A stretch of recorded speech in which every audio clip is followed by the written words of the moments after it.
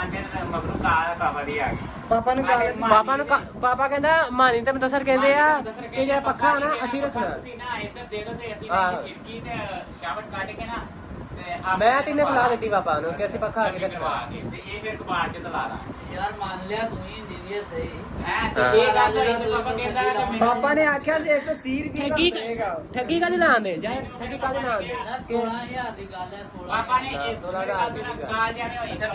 ਅੱਛਾ। ਉਹ ਮੰਗਦਾ 16-17000 ਰੁਪਏ ਹਾਂ